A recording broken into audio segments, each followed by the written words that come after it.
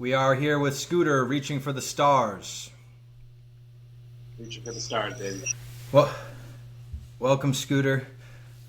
Old friend, teammate, colleague. At one time, a student of mine.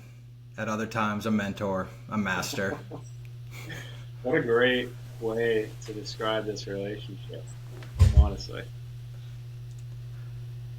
Yeah, really both of us just trying to make the other one call us master as much as possible. Yeah. Honestly, I mean, from the get-go, it was always default. You were the master. So I was a youngin'. But then I feel like college, it was just always such a power battle, A war. a war. Yeah. Yeah, a mental, physical, spiritual, many other types of wars. All imaginable wars being fought at once. A war of love, though. There was no hatred. No, purely love of competition. Yeah, It was all about the heart of competition. yeah, definitely. It was hard for me to go from being the master all the time All right, maybe not for years. all the time.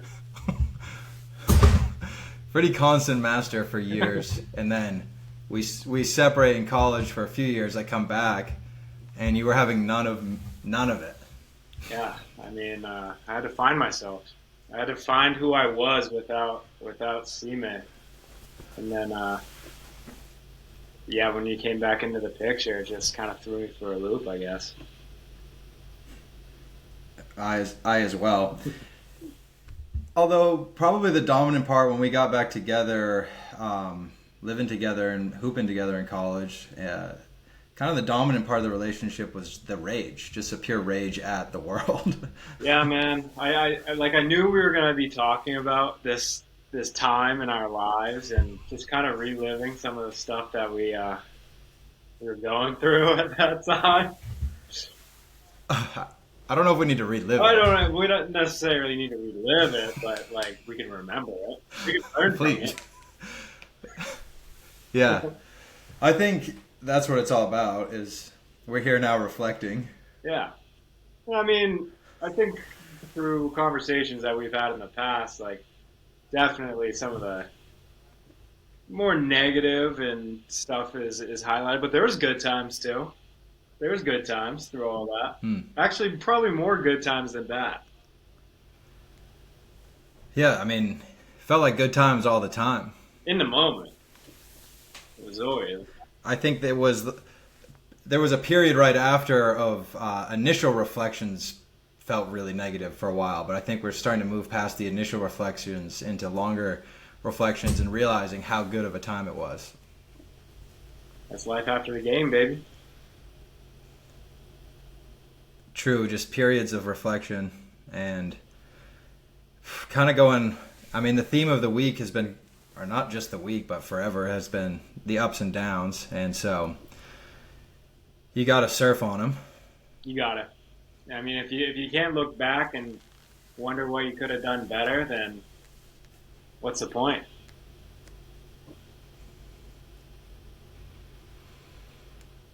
Try and apply it going forward. Yeah. And one of the biggest things to apply is honestly just that appreciation. So, every time you look backwards, you were like, ooh, probably could have enjoyed that more in the moment. And so you try and apply that as much as possible. If not, that's possibly the main lesson learned. Yeah. Many lessons were learned, I think. But you could try and apply it. If you want to apply perhaps the main lesson, it's that you got to try and be more present, because you're always going to look back no matter what and kind of wish that. Yeah. No, I definitely agree. There are times. Which brings us here. Yeah. There are definitely times where we were not as present as we probably should have been. Lost in thought. Lost in thought. Both of us. So here we are.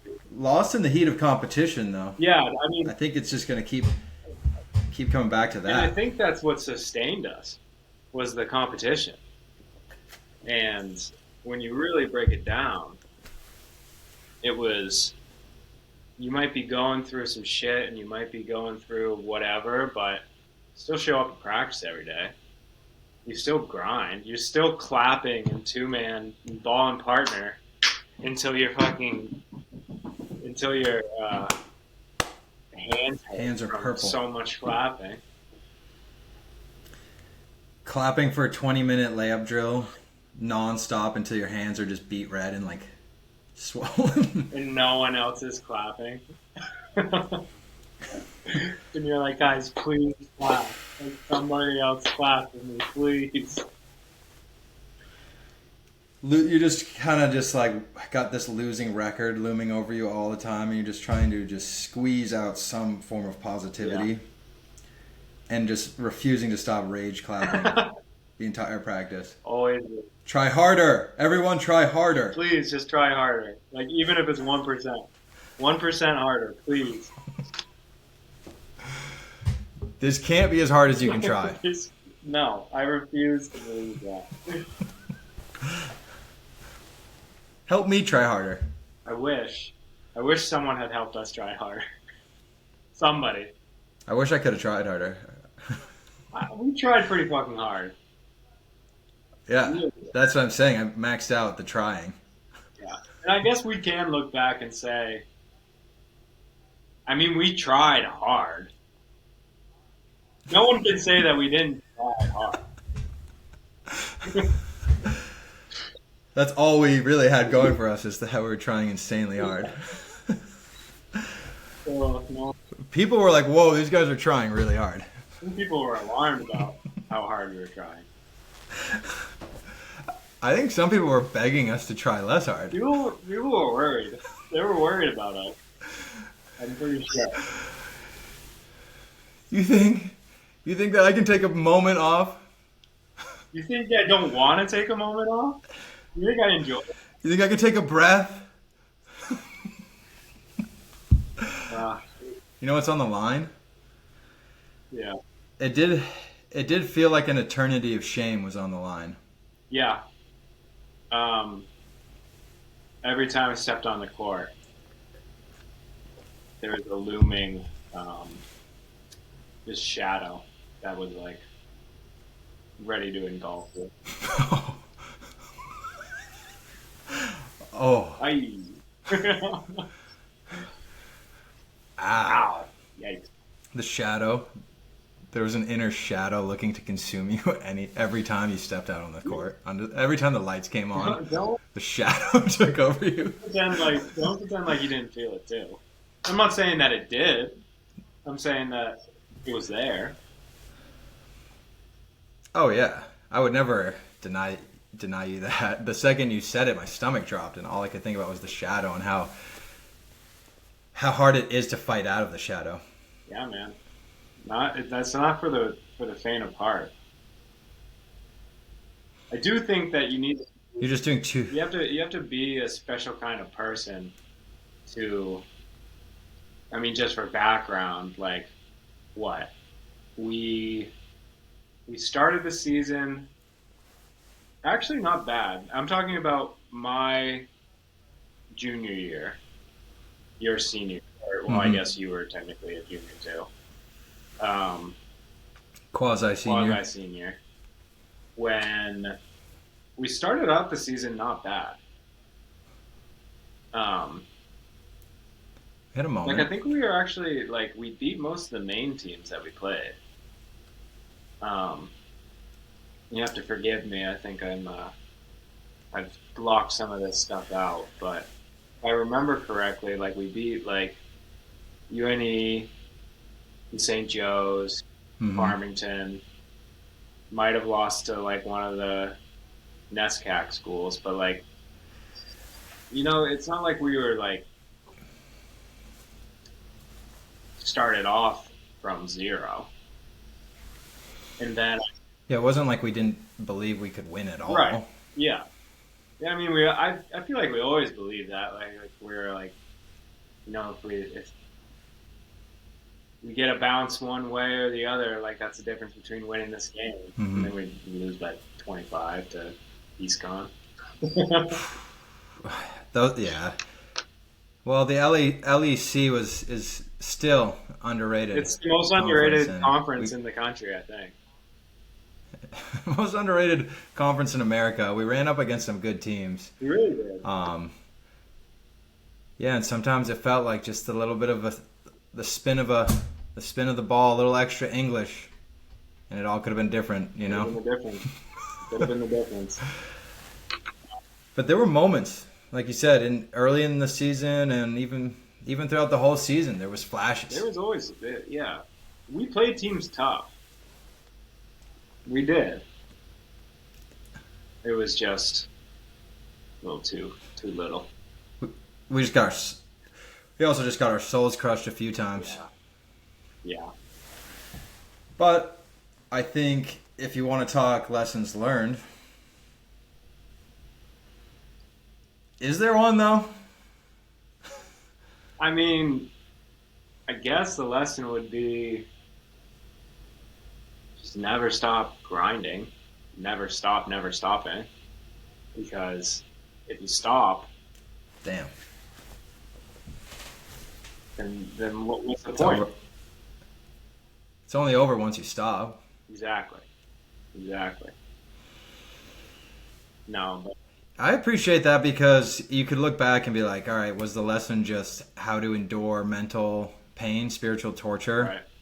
You know, was that a lesson that we needed to learn? I don't know, but when you put it like that, that you kind of it's just a testament to a refusal to stop, a refusal to ever stop, never stopping.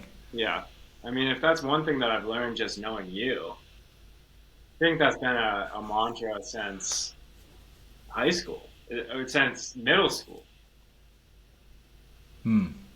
Never stop, never stopping. Like, never stop trying. Never stop trying to be the best. I don't know. Never stop maximizing. Never stop maximizing. Never stop pushing. I suppose never stop pushing yourself to some sort of edge. Yeah, whether it be physical, mental, I guess emotional. I mean, I feel like we've been at the emotional edge before. I think I've definitely gone over the emotional edge a few times. Yeah, maybe. Maybe. Which is like, I guess a testament as well to never stopping is that you look back on these moments where you were just totally wildly, just look back and you acted wildly different than you would have wanted to. Yeah. And time goes on and you just have to come to a place where you're like, I can either keep replaying it and keep beating myself up, or I can try and reverse it now. Yeah. Because you always got another chance. Life goes on. Time keeps, the wheel keeps turning. Shout out Robert Jordan. The, shout out Robert Jordan. The wheel of time. The wheel weaves as the wheel wills. Good stuff. Have you watched the show? Yeah, I can't wrap my mind around like if the show's actually good or I just think it's so sick because I'm just picturing all these things from the That's book. what I am constantly doing. Um, and Yeah. I think it's overinflated in my head. But the books are dope. No doubt. Right. The show seems kind of hyper produced, underacted, Yeah. underwritten for sure. Yeah, they leave out so many of just like the crazy twists and like some of the crazy like dialogue between characters, and you're just like kind of left like you're like, oh, that character is not nearly as sick as they are in the book. Right. Like I've kind of recognized that name and I remember there just being chapters of this character going so deep and like their honor just being tested beyond imagination and going through these trials and they're just like they have like one poopy scene in the show. Like Tom Maryland, dude. Tom Maryland is a prime example of that in the show. Book versus show. No comparison. No comparison. It's like how How are you going to do the Gleeman like that? yes, dude, the Gleeman. From Andor. I was searching for that for a second. Yeah. The Gleeman from Andover who friggin' just wins the queen's affection They don't even know. and saves the friggin' crew. I know, this guy's out there swooning a queen, playing like the lute and like also being a badass, saving the whole crew from like getting killed by Trollocs and demons all the The time. Nightshade, dude. The Nightshade from like the first book or the second book. Mm. Yeah, the Nightshade. It's like Murdrial or something. Yeah, Murdal. yeah. It can just like teleport through the shadows. What about Dark? Dude, those books are so engrossing that they were kind of a big inspiration for wanting to write all the time. It's just seeing how deep that man went. Yeah. You just glimpse at what being a writer on that level and how deep you would go. I mean, definitely just, reading some of the stuff that you've written and also reading Robert Jordan's stuff. Like, I can see the similarities. Just fabricating an entire universe. Yeah. It takes a lot of work. You kind of get addicted to it, and then people are like, is this guy trying to escape reality? Like, he seems to be pretty constantly thinking and talking about a totally different reality. Is he just trying to escape? Is this a coping mechanism? I'm like, Maybe. I'm like, come on. Come on. Do you have to ask me that? I mean, one person may ask that, but then also, if they truly knew you, they would know that we've been talking about that for decades. Perhaps lifetimes, ages. Yeah, who knows? Who knows? Maybe we were talking about it in the simulation before this one. Right. What's weird is that if there's infinite simulations, then we've actually been talking about it an infinite amount of times. We've had infinite podcasts in Christian McHugh's studio on the Riverside app. And We've done infinite amounts of sound testing. we've sound tested for eternity. Infinite eternity. It's just the degrees of infinity. Oh. You still subscribe to that theory that we're just on one plane of time right now, and there's infinite planes of time that are running in both directions constantly? I think, how can something begin? How can something end? I think that's the question that man has been pondering since the written word, and even before. How can there be nothing before a beginning, and how can there be nothing after an ending? Well, some would say divine intervention.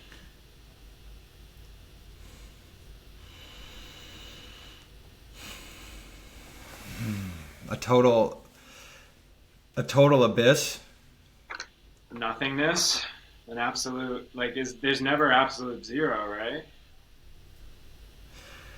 There's infinite space. Once there's no longer nothingness, once there's something, then there has to be all things.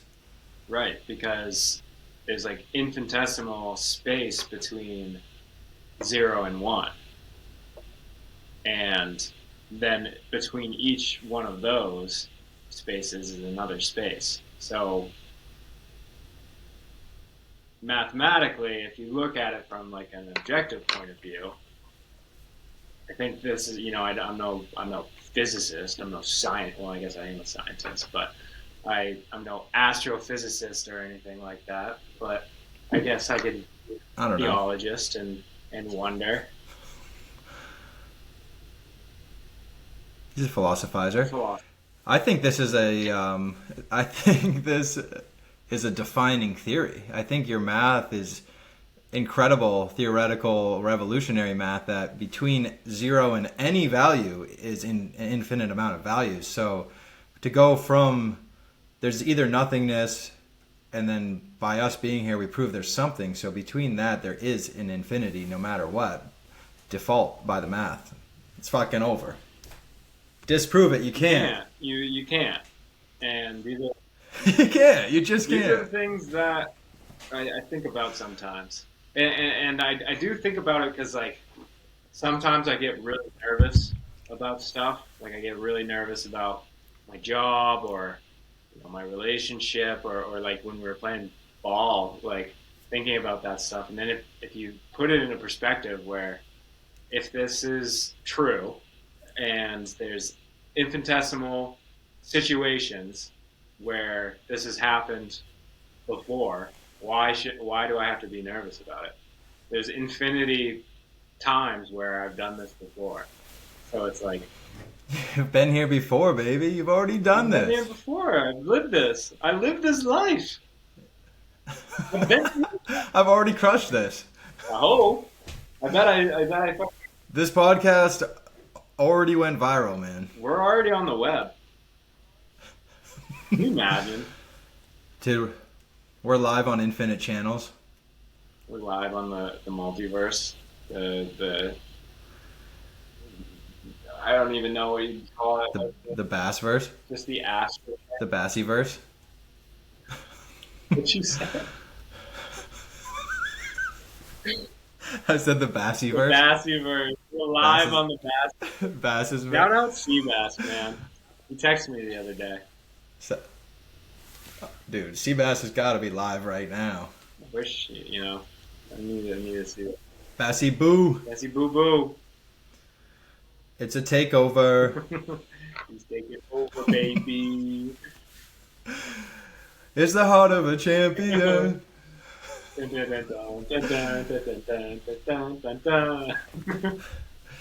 It's crazy how many directions, like from Bass and singing Heart of a Champion by Nelly, like how many different directions the conversation could go from there. Again, dude, there's infinite directions it could go. They're two things. They're so intertwined. Every moment's happening right now. And the Heart of a Champion by Nelly is just the background music. It's the fun of it. Let's just race some cars, man. That Van Halen shirt is just making me want to just go fast. Like that, man. So I want to go fast, real fast. I got this shirt. Molly's group or like program had a white trash party. And I wore this. I wore this T-shirt and jorts, cut off jorts. I think I rocked it. Yeah, where do you find that, if you don't mind me asking? This is a Walmart pickup. Oh. Graphic. So that's just like a true American tee. Yeah, I think that this one probably flies off the shelves at the old Wally World. Yeah, the data came back, and that's what the people wanted, was that shirt. They said, highest grossing T-shirts.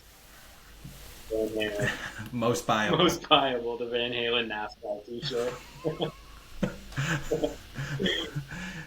Yeah, all I can think about is getting one. I might need you to model in it for Money Pieces. Money Piece, yeah, man. I've seen that. So really, this corporation that you have going on is kind of taken over between the podcast, the art, and the modeling. It was a simultaneous launch. We activated all channels, all angles. Hit them hard, baby. A full digital torpedo. You launched the nuke. You launched the social media nuke. Bass, I gave Bass the launch codes. You guys turned the keys. He said, Bass and Derek. I gave him the launch codes and say, create a nuclear digital holocaust out there.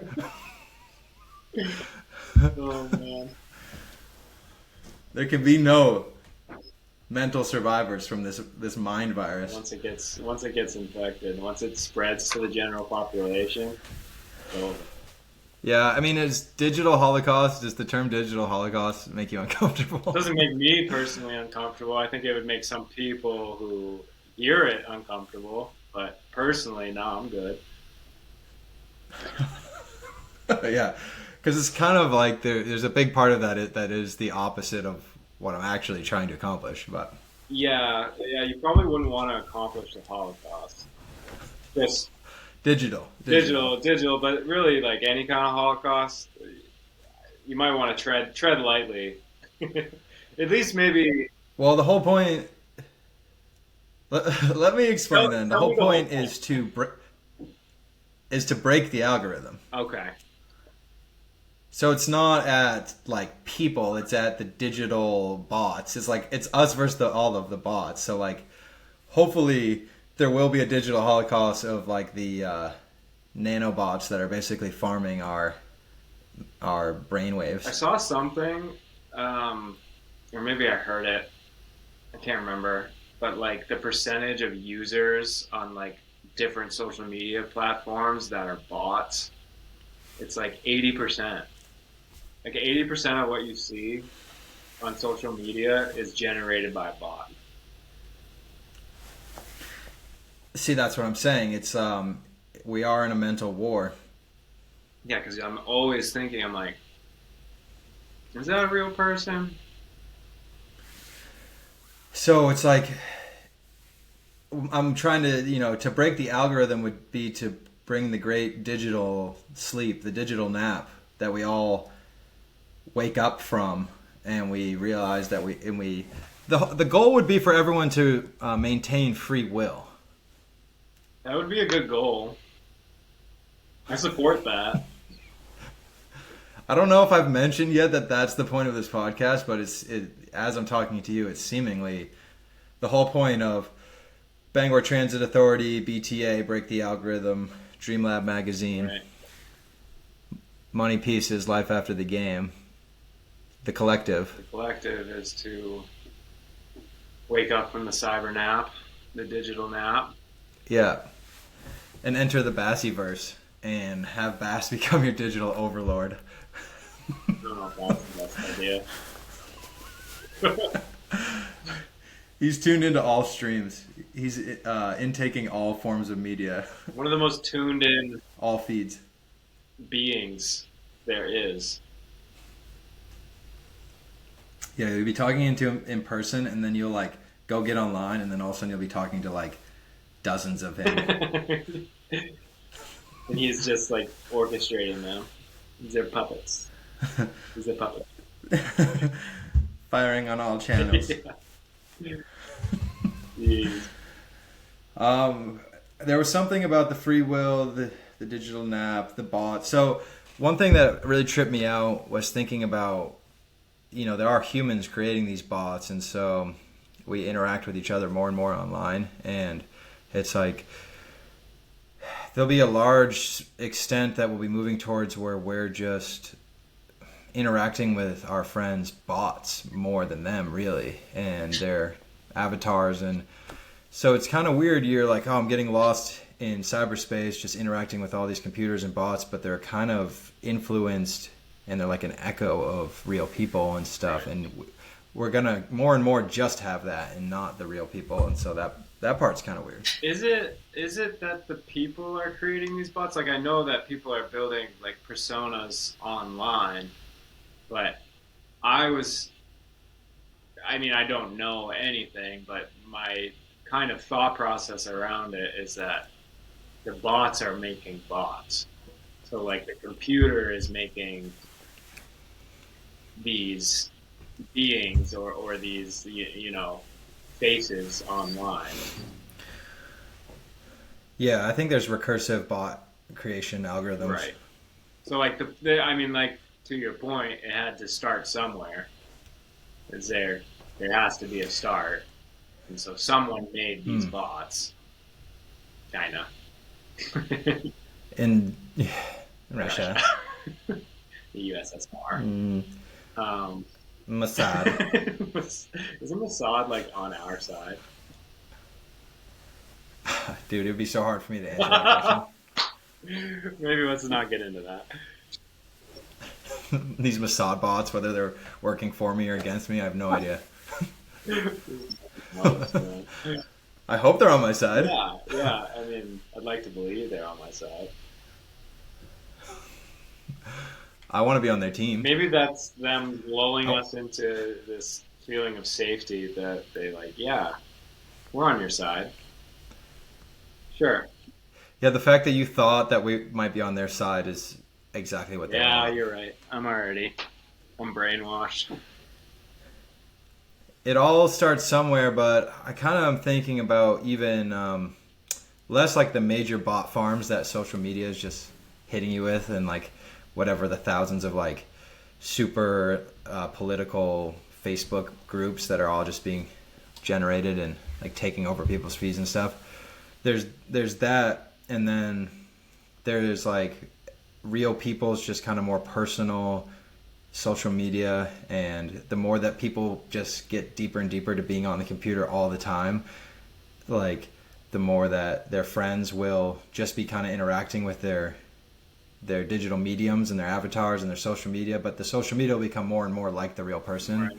And so you'll be able to connect with so many more, so like everybody will just be connecting with each other all the time is what it will feel like and seem like, and everyone's going to be talking to everybody simultaneously in all these different digital echo chambers. Sounds overwhelming. That's what I'm saying. Do we have the processing power? Like, does our brain have the processing power to handle something like that? I don't know. Or do we? That's what I'm worried about. That's what I think about the most is like if it's already hard to mentally tolerate this digital experience, like how hard it's going to hit when it gets more and more integrated and amplified. So, like, will humans need like devices, amplification devices, to broaden their bandwidth? Is that where we're headed with like these microchips that Elon Musk is gonna implant into our brains? I don't know. Yeah, which is such a scary thought, in just the idea of even broadening your bandwidth Yeah, is like the answer is just to create an ability to take on more to your brain and like create more almost like versions of your brain, multiprocessor. a multiprocessor computer system. I don't know, because maybe it will feel seamless. That's the crazy part, though, is all of it will probably feel It'll just seamless, be so easy. like a good software update should. Right. If someone showed up to your house tomorrow and they offered to implant a microchip into your brain with the promise that you could, you know, be a pioneer in this new digital world, would you do it?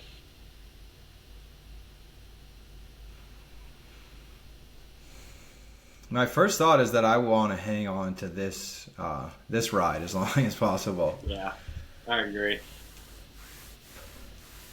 but stay on this trip. Because even though, you know, technology is great and we're headed to a place where it's going to, advance the human race to who knows what it's going to be, like, I still like just chilling in Winterport sometimes and listening to music, playing Super Smash Bros. Like, I'm kind of down with that. Go hang out on the porch and cook a burger or something. Yeah, those hit the hardest, and you feel like this huge weight come off you, and you're just chilling and talking, and you're like, almost makes you're like, only until that moment, only when that moment comes, are you actually aware of how crazy jacked up everything else was, Yeah.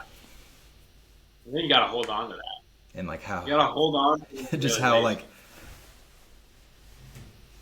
how like hyper activated your brain was for, and then you get to like finally, whether you're just chilling in the living room with friends or family, or I was thinking about, I was going for a walk earlier and I smelled this wood fire, and I was like, man, first one of the season, and I'm like, imagine just how different of a mindset chilling by the fire with the family is than the hundred screens I was just on all day. So plugged in. So plugged in at all times. It's crazy. Yeah. Just perusing thousands of tasks and being like, must make it hyper efficient. Increase the hyper efficiency. Yeah, man.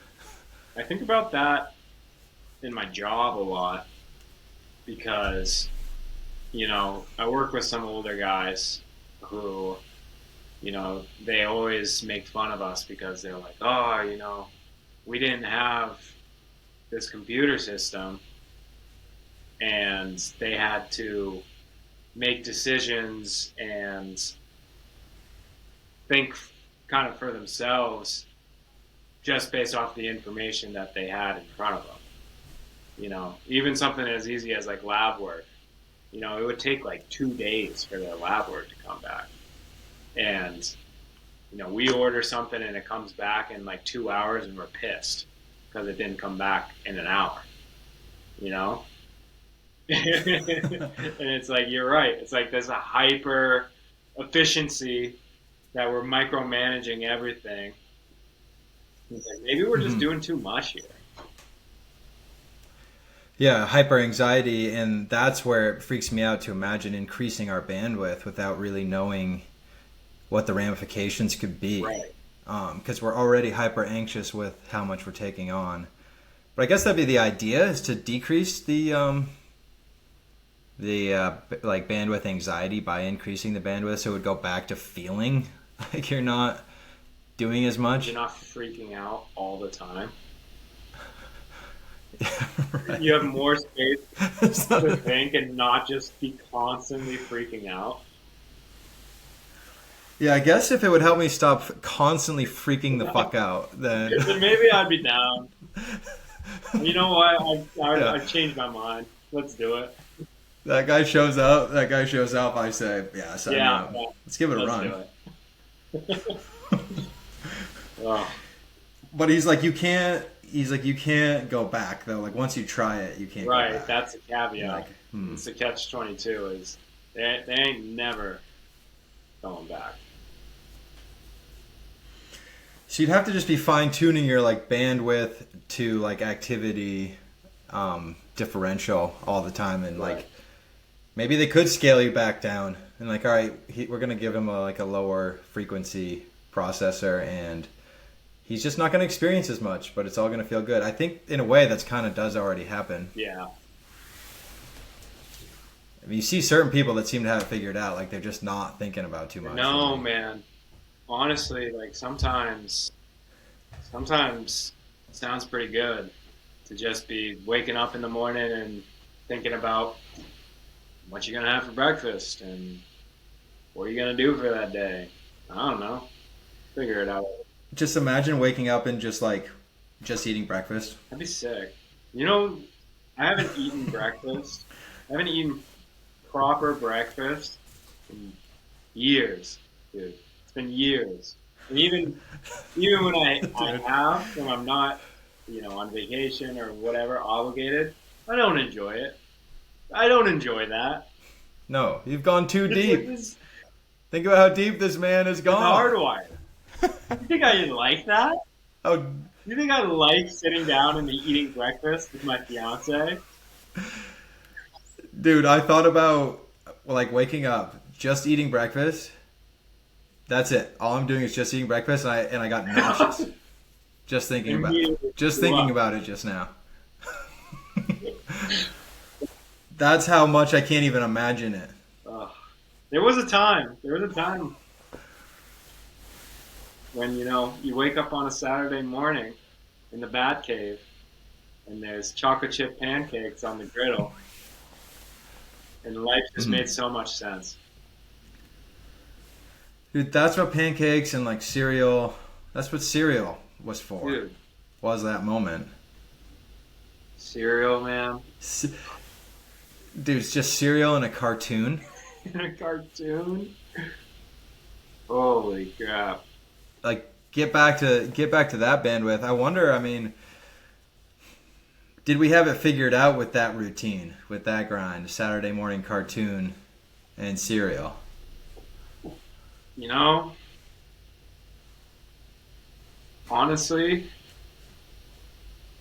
I think because you're like ignorant to it during the time, so you always are like thinking that there's more. There's more to life than the Saturday morning cartoon. But then when you figure out what the more is, the more you want to go back to eating chocolate chip pancake cereal and watching Saturday morning cartoons. Exactly. I think Saturday morning cartoon and cereal, that's life. That was life before the game. That was life before the game. Although, yes, but I think the game was still present at that time. It was the very beginnings of the game. Hmm. After the game, you always want to go back to before the game. Yeah. And like, The more no, what were you gonna say? I'm just thinking about, because it comes up so many times and it's such a recurring theme. How do you maintain it? How do you maintain the realization? How do you maintain, or maybe it's a lack of realization, the presence, and I guess what is often just referred to as the zone. But I think the zone is going to be a big theme of this podcast, is asking everybody, this comes up so often. You've known it for so long. You're always going to look back and wish you could have been more present and just appreciated it more. You're going to remind yourself that so many times, but how do you just channel it? Channel the zone. Like you're asking like how do I channel the zone now? I'm asking how you do it now, and how do you, not what your plan is your plan is going forward, but yeah, just how do you think that you tap into that now? Like what do you remind yourself, or what do you do in little moments to kind of not have the time come where you look back and be like, shoot, I did it again. I was way too worried about some little thing and took myself out of the game. Yeah, I think Like at work too now and right. stuff. I think that like looking back, there's obviously those times where you think about, oh, I could have done this. I could have, tried harder at this, or could have worked on this a little bit more. But if you look past all of that and think about the work that you did put in and the commitment that we had to all of that, because I know, like, you understand, like, it was everything, man. It was, uh, it was like bigger than life at points. Um, Both the preparation and then the execution of it, of the game. And you kind of look back on that preparation and you look back on that work, and you got to be proud of that. You know, you got to be uh, proud of yourself for putting yourself through that. So just kind of like realizing how much you did put into that and trying to approach life in the same way. Um, I mean, that's been my general experience. And when I was in school and I was studying for, 12 hours a day and I fucking hated it, I was like, well, it's not as bad as, running your fourth 17. I've been through worse.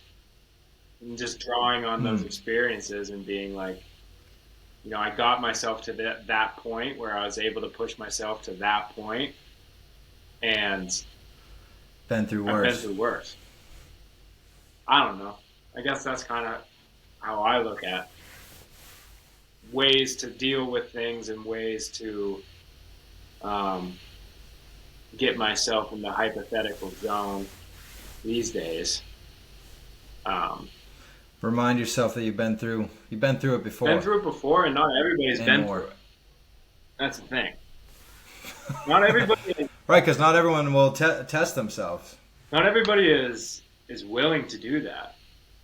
You know, I think we started off this podcast talking about the tribulations that we went through, and not everybody would put themselves through that.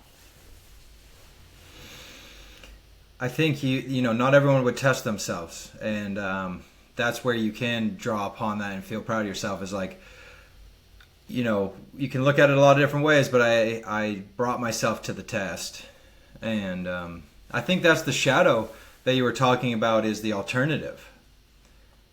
Is you go to step out on the court and the lights are on, and the shadow is everything that is calling if you just gave up or didn't try or quit or didn't just totally play as hard as you possibly could.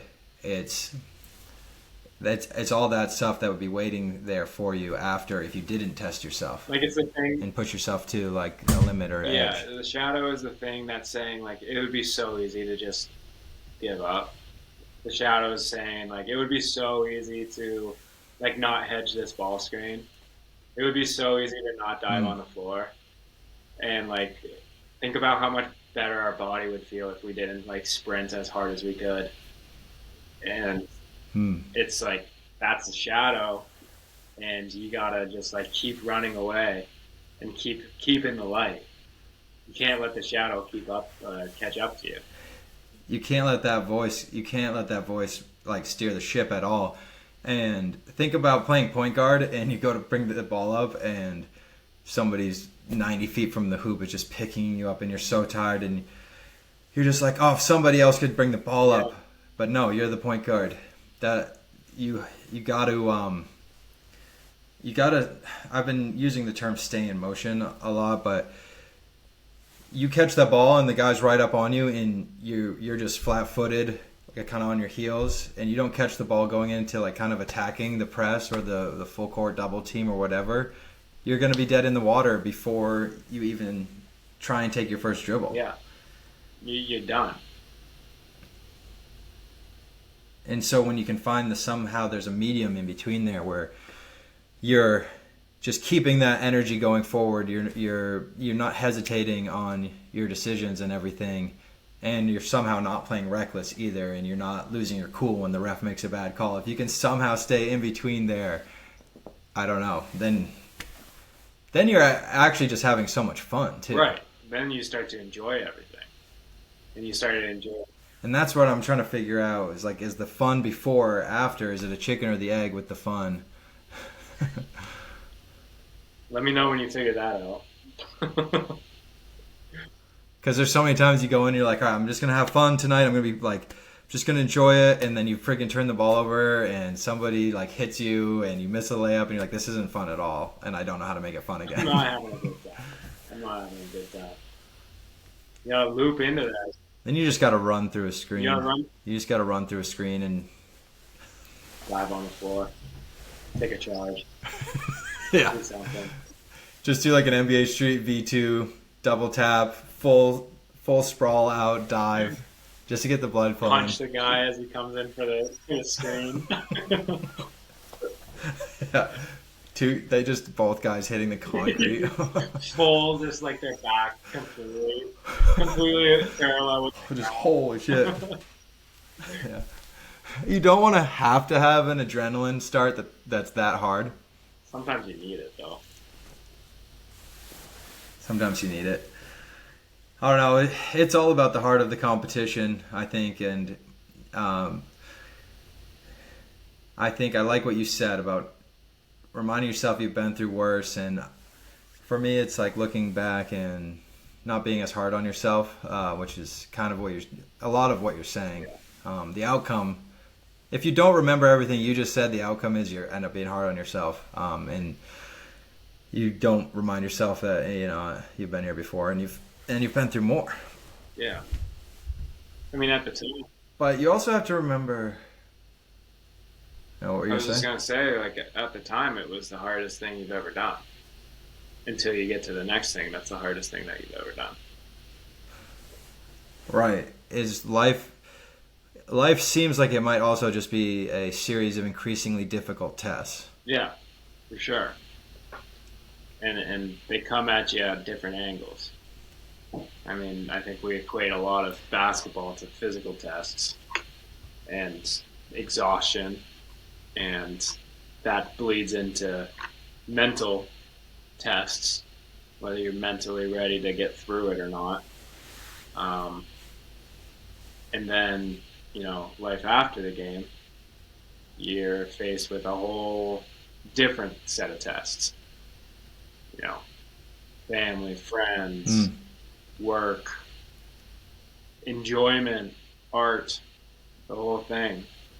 It's a different subset of those tests, but still they have similarities to what you've been through on the court. There's just no crowd. Yeah, I mean, And like you might just be in an operating room, or and all of those same things are applying, but there's no fan section. there's always a crowd in here. There's always a Right, yeah. crowd in here. I tell you. a trillion digital fans, They're like, a trillion bots. There's a crazy live chat stream of just boo. He's a joke. He's overrated. It was never nothing. That guy. He never had what it took. That guy who always sat in the front row with the gloves. With the The guy, gloves. he wore gloves and he wore the sunglasses. Oh, like the The old older guy. guy. I don't remember his name, but I remember like his signature, like old guy, like jacket and kind of like a little hunched Yeah, he over. was And hunched he had, like, over. he had like a leather. Yeah, gloves. the leather gloves and the leather jacket, and he would play. He would play pickup with the old man league. I feel like he was wearing sunglasses He was. sometimes. I think he was like always wearing sunglasses, Yeah. and he would just say the most. And he'd be like, "You're gonna get him tonight. Yeah. You're gonna get him tonight, kid. Show him what." Go get him tonight." He would say the craziest stuff. He'd like try and Yeah, you guy need and be him. like, "You follow through. You gotta follow through." Arc. Yeah, arc, more arc. Let's see some arc. All right, here we go. You need him though. You need him in your head too. You need a guy like that. You need a guy like that. For sure. For the series of increasingly difficult tests. Yeah. I mean, because you don't got that guy on your. You need a guy who's gonna tell you every once in a while you need more arc. And whether he wears In the weird stands. red or he wore a red jacket. Yeah, you need that person who's just makes eye contact with you and just does this. An old man in a red leather jacket with sunglasses on. Yeah. You gotta be You got this. yeah, man. Like you've been that person for me once or twice. Yeah. Let's get into it. Go Huskies.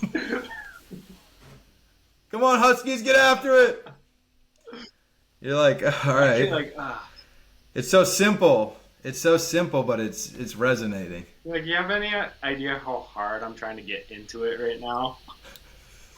Doesn't it look like I'm trying to get into it?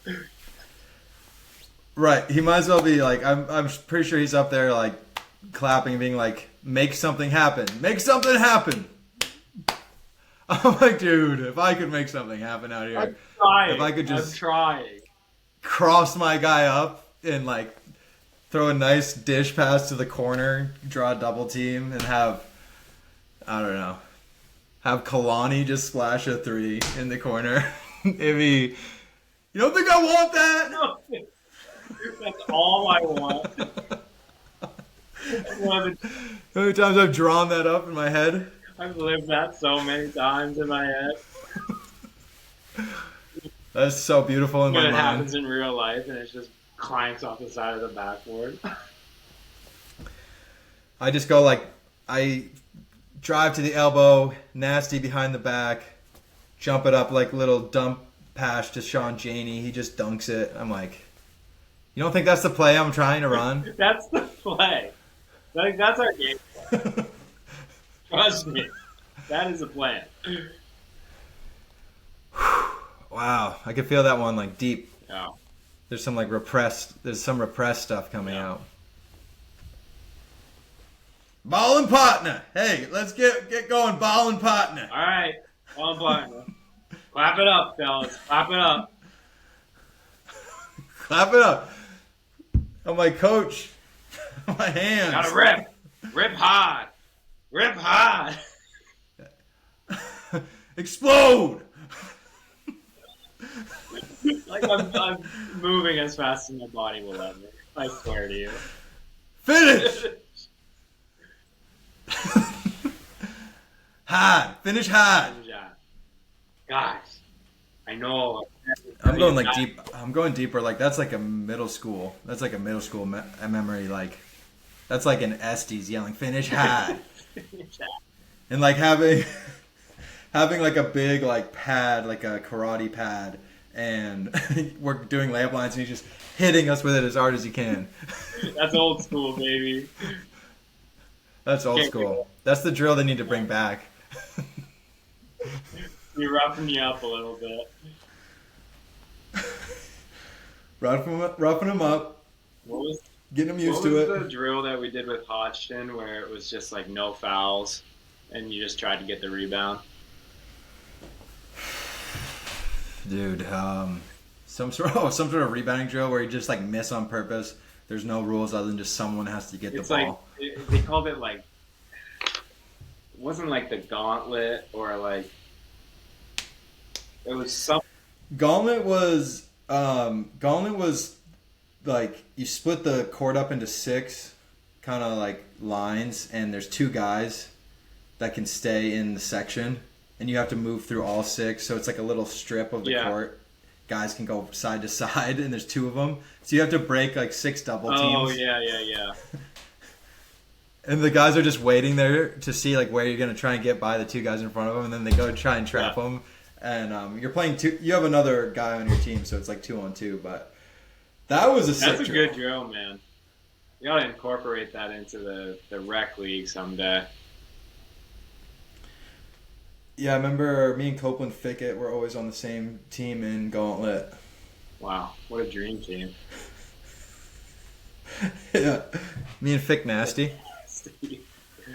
Shout out to Fickets, honestly.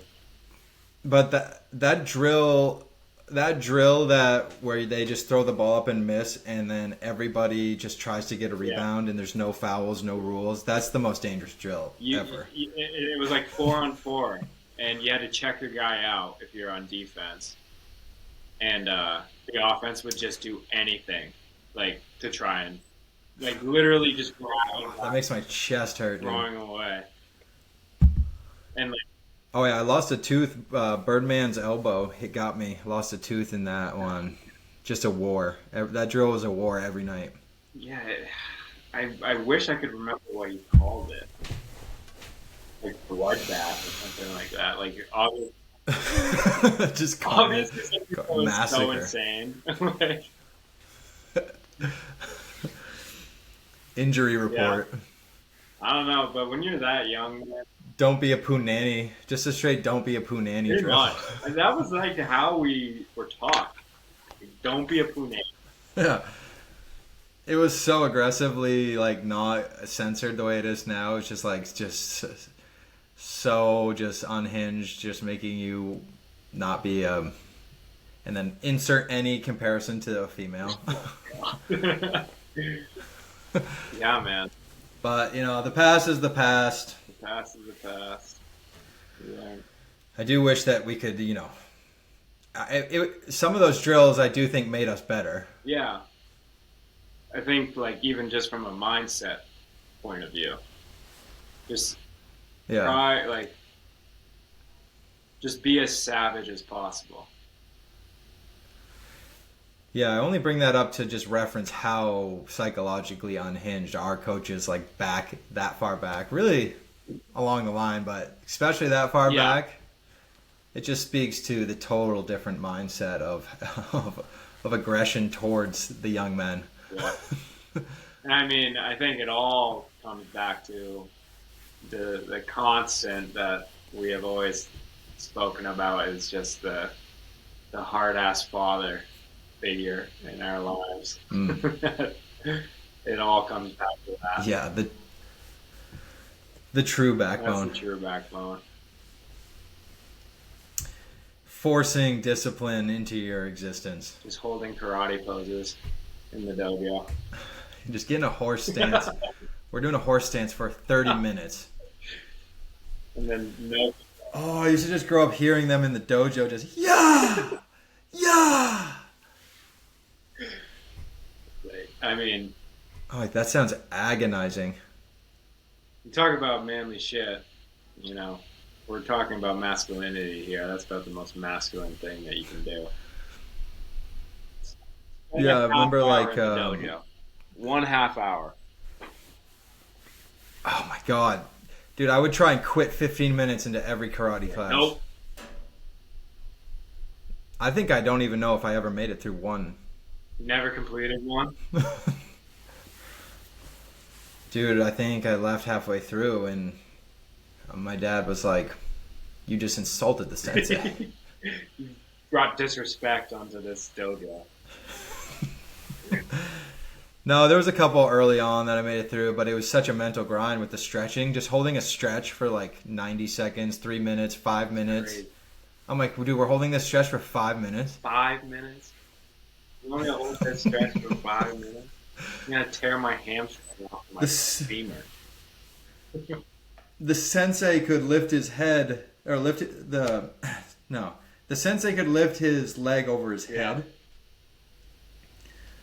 And the legendary story was that he could lift his head up and he could unscrew a light bulb from the ceiling. Yeah, I remember that story. With his foot. I remember that story. They used to beat the crap out of each other, and there was one of the black belts was blind too out there. No. Yeah. Every once in a while, he was a master. Right. Yeah. Yeah. Sure. But every once in a while, someone would zig when they were supposed to zag, and they would get wrecked by like a roundhouse kick from this blind black belt. Like, sorry about that. Oh, gotcha. Woo! Damn, that one will wake you up. Dude, I remember being at dinner and my dad reaching, he like reaching over and just kind of like wincing really bad. And we're like, what was that? And he's like, nothing.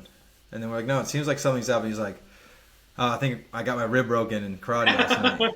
And I think he'd be like, Steve. He's like, yeah, Steve roundhouse kicked me in the rib. I think I just broke a rib. Like, no big deal. Just broke a rib. It's not excruciatingly painful or anything. He's like putting butter on his saltines. He's still eating like it's the Great Depression. He's eating beans and saltine crackers. He's like, pass the butter.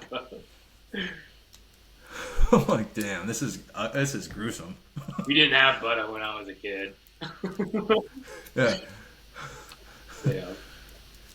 The stew's cold. How I like it. I like. We didn't have heat. Back when we didn't have heat. The stew was cold. Think you can make it through one of those karate classes right now? Man, I did like some abridged versions even during the pandemic when me and Pops were doing some. It was a very abridged, very condensed version. Yeah. You go 2 hours. The amount of times, because the sensei's up on the wall in the dojo now that he's gone on to the next dimension. and he's just watching, and I'm like, I could never attain the discipline that the sensei had. Gotta give it to them. Those type of people, man.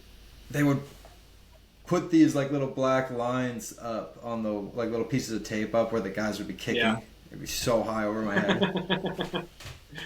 They're all like, I want to try and tap back into it though. yeah. I mean, I have to imagine that it offered some element of like inner peace. You know, like they had that quiet. Not to keep talking about Wheel of Time or anything, but what is it that he always says? Talk about it forever. Yeah. Rand says when he's running through the poses, it's the flame. He like kindles the. He's in the void, and all there is just a flame in the void. Yeah, it's just this candle deep in this. Kind of a core part of the book is him trying to find this candle deep in the void, in the abyss, right, and focus only on that. As he becomes a blade master. Blade master, who wields a heron marked blade. To become a blade master, you must defeat a blade master. That's right. Or be deemed a blade master, right? Don't they have like a council? You can be invited to the tournament of masters by being invited by a master. But to become a master, in general, you have to defeat a blade master. Which book are you on? I was pivoting. That was pivoting Dream of Innocence, but I'm I'm on book 10. I'm on Crossroads of Twilight. Oh, dude, I'm ahead of you. I'm ahead of you by I'm on 11. But that was just about to drop. So you on you. Does book 10 end sick? I mean, I feel like I talked to you a month ago and you were listening to the book 10 audiobook, so you must have finished it. Yeah. I think because I drove back up to Maine and just listened to it the whole way. Dream It cruise. was a dream cruise, and that was when I went up to the county and visit Chan Daddy. Whoo! Yeah, there was a lot of driving. Sweet Daddy Chan. Daddy Chan, my man. Man, what I wouldn't do for a hug from Sweet Daddy Chan, my man. Shout out Chan. Shout out the Chanliest. He's the tuneliest. The tuneliest Chan that ever tuned. But yeah, you gotta get back on that. You gotta finish 10 and because 11 starts off crazy. Okay, Yeah. that's the motivation I needed. Put in the work. Dude, the wheel of time turns and an age begins. A wind rises up in the mountains. It carries on it the song, like a song of time, and it turns the wheel. And one age ends as another begins. That, I think, because they always start with the prologue, and I feel like it's always an excerpt from the time of Loose Theron, and they always rerun like the past, and some of those get a little hairy. Like some of them, I'm like, what are we talking about here? But it's just like all shit like that. It's like the wind comes out. Dude, he'll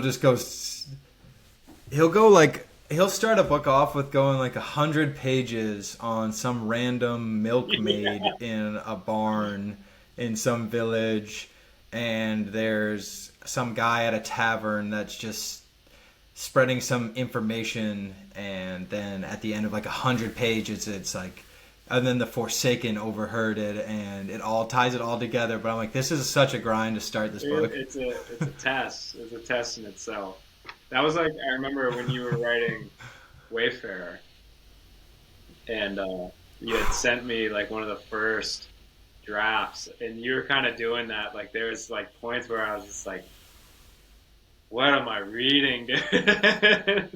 I think at one point, I had like sent you back some notes, and I'm just like, what are we talking about in this thing? Right. You're like, you gotta you got to rein this back in a little bit. You got to keep a stream of thought conscious.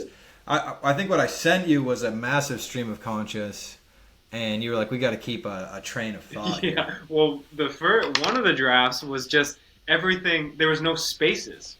Do you remember that? You wrote the whole thing without spaces. I'm like, I can't It was read this. It was an epic poem. It was a stanza. It was an epic stanza. Just a massive one word. It's all one word. I mean, you asked me what I was up to. I was like, this is where we're at with the project right now. Just trying stuff out. Just trying something out. Oh, that was such a crazy writing style to take that and then take it from one block and then turn it into lines and verticalize it, and then take sentences and recreate paragraphs. And obviously there was a bit of a chapter format already, but kind of going from the huge block of stream of conscious down to more individual sentences and then piecing those back together with actual grammar and quotations and stuff. I don't know. It's a method. Right. But when you're wrapping the book, when you're writing the book by wrapping it, then that also tends to happen. Not that I didn't. I think Dream of Innocence is probably my favorite, but I love The Wayfarer, man. I really like that story. I appreciate that. That was kind of the first body of work, right? That was the first time I was ever able to take an idea for a story, whether it was I'd written a couple short stories, but Two Islands. That was the first time I was able to. Two Islands. I wrote one in Montreal called Out. Oh, I read that one Out. too. That one was written like I tried to write it not in first person, but almost like a fourth person perspective, where he's never referring to himself in the first person, but it's from his perspective. So it's like almost like his stream of conscious, and so it only ever says he or. It's just his thoughts, and that was how I thought about it, at least as a way to try. I don't know if I try and come up with these things to like break through writer's block, and almost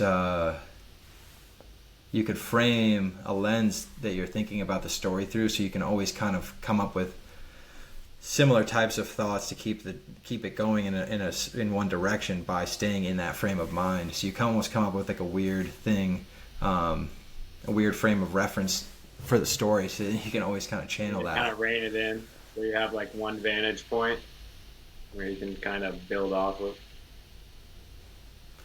And I don't know. I'd like to maybe resurrect The Wayfarer, because it's like. It comes back to my mind thinking about this question of when we were talking about how seamless would the transition be the more that things become digital, and we keep talking about this, major event that's going to happen when it becomes sentient or it becomes intelligent enough, like as far as the AI.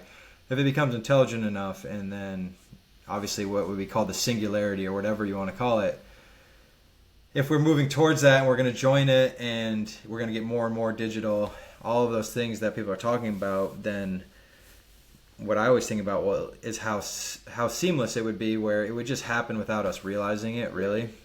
And which is an argument for how it might have already happened and everything too. And I think if something got created that was that powerful and that intelligent, it would know that our brains are not really equipped to just like snap our fingers and just have a totally different reality shift. Like even if our brains are meant to join this computer program, they're not ready to as they are. So it's kind of like everything it's been doing is a slow progression to prep our brains to actually assimilate to it.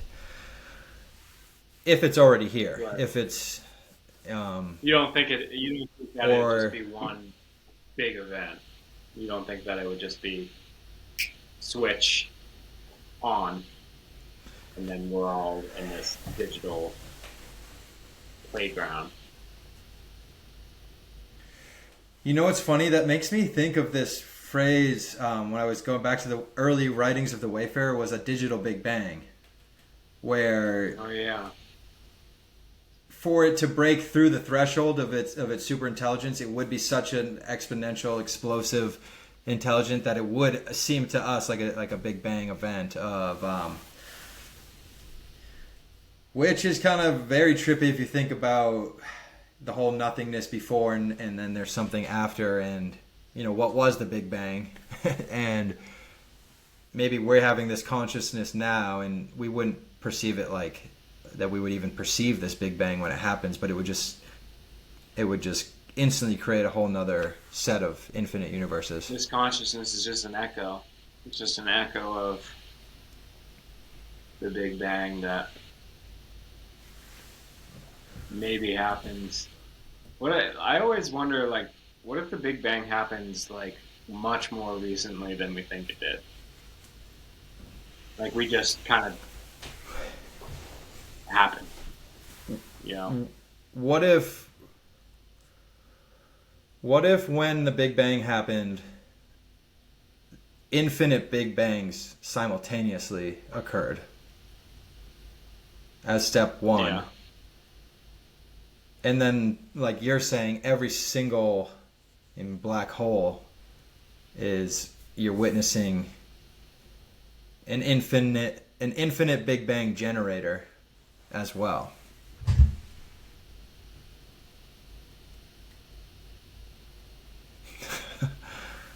I'm trying to grasp what you mean. That's Yeah. fair. I think it took all of my mental strength to Form even that sense. articulate it that far. But it's I think this podcast is a thought experiment, Of course. Most conversations a mentally hazardous thought experiment, and are. you could just call it a way to think about the scope or the size of space. Yeah. To me, I think you would have to.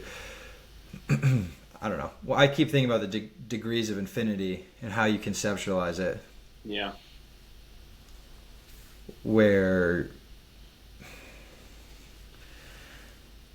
there's like the infinite hotel paradox where Yeah. you start off by there's infinite rooms, but then infinite guests try to check in, so you're good, but then infinite guests roll up in an infinite amount of like carriages, and inside the carriages is an infinite amount of guests in each one, so like can they still check in? And it's like yes, and I can't remember, it gets so complicated after that, but there's a degree where like they can't even check into the infinite hotel.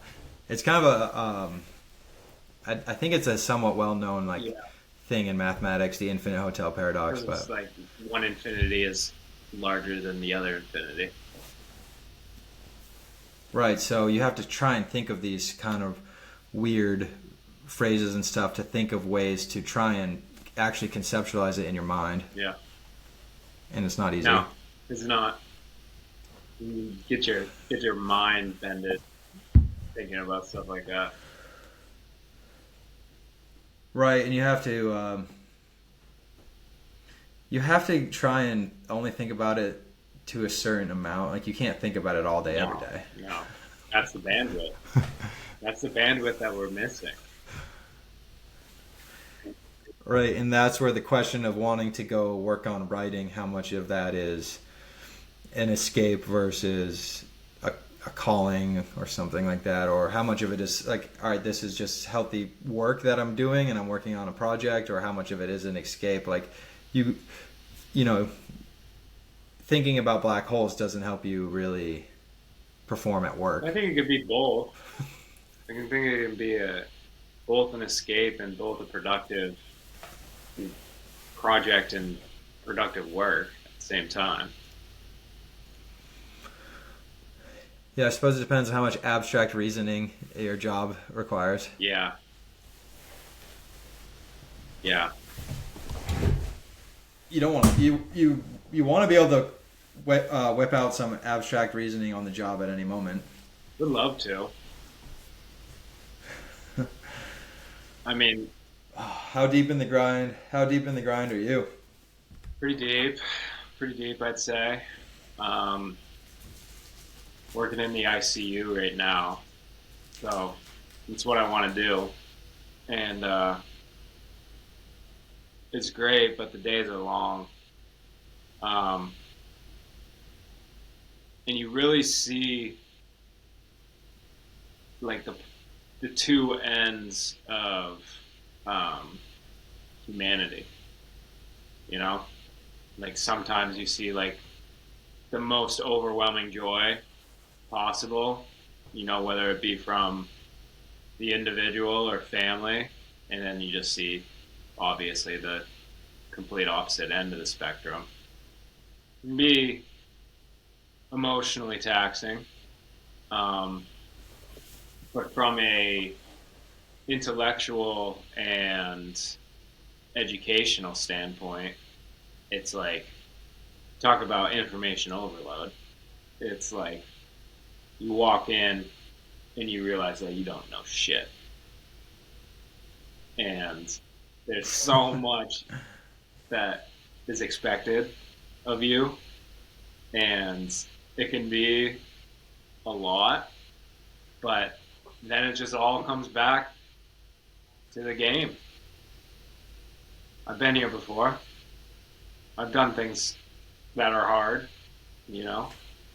Um, and so you I can dig in. face it with that kind of attitude, then I don't know, like it can be exciting and it can be a, a pleasant experience as opposed to one that, you know, because I know a lot of people in my program and a lot of just people in medicine in general dread it, dread the ICU, don't want to even step foot into it.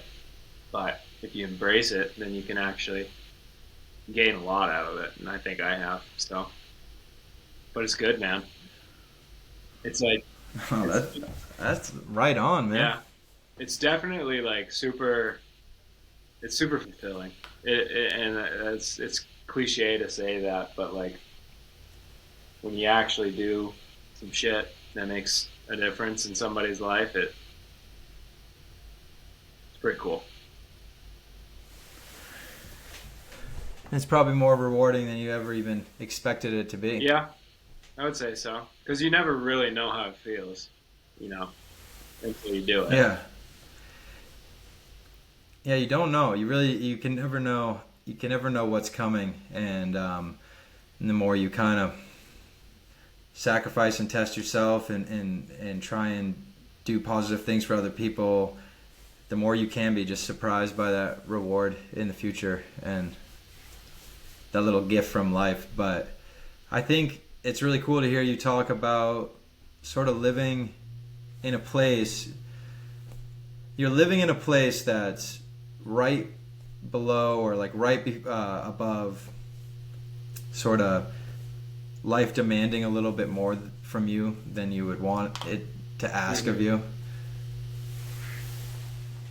And so if you can live in that space where, you know, life's asking a little more from you, demanding more from you than you feel like you can give, and you just kind of stay in that pocket, I mean, that might be the best way or the only way to live if you want to live a fulfilling Right. life. Like, how do you maximize joy while also maximize productivity and learning and, um, you know,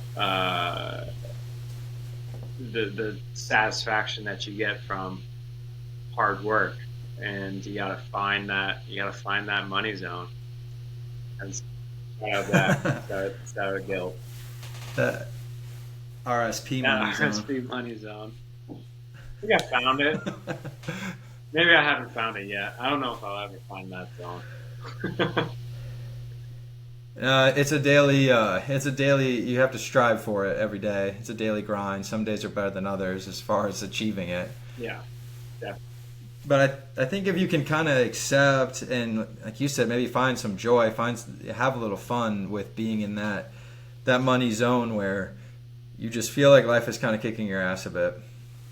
But when you do get a moment to stop and look back, you can be like, wow, I accomplished more.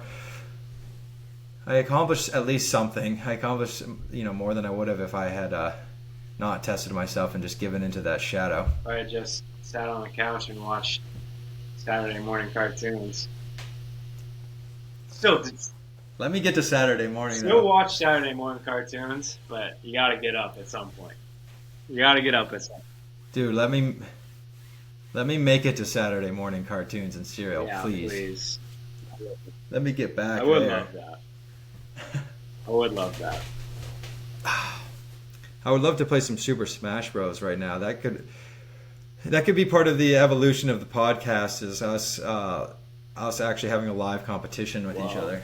You sure you want that, man? I don't know. Maybe not ultimate. Yeah, I have to go back to the cube. Maybe even It might be my only chance of keeping it the competitive. N64. Dude, I don't know if I ever truly got good enough at Smash on the 64. Yeah, it was kind of like I was on the tail end of that whole thing because I think it came out when I was a little younger, and then played it for a little bit, but then just Cube was everything. I feel like 64, I was playing a lot of individual games like Mario 64, Donkey Kong 64, and stuff like that. Donkey Kong 64. But, dude, 201 golden bananas? You're running around on Lanky Kong's hands. He's like, "Oh." Dude, I think that... Bloop, bloop, bloop.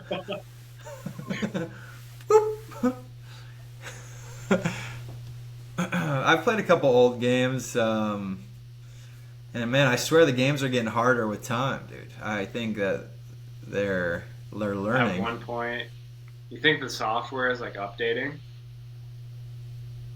I think there's some sort of built-in little learning algorithm that they didn't tell you about. Some of these games came out 20 years ago, 30 years ago, and dude, like playing Mario Party 5 and Waluigi is doing the mini games, and I'm like, I used to be able to beat him, and now when you put him on expert mode, he's like seems like way more dialed in. He's like bing bing bing bing bing bing bing. And you're like, all right, there's no way to beat him. He's just finishing Willflower in like 3 seconds. And you're just trying to hit the button as hard as you can. You can't compete with him now. He's been living inside the little disc, teaching himself, playing over and over again.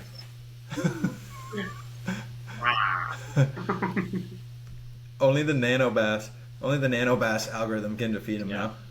That's one that it might stand the test of any computer, any algorithm. Is we have Bass.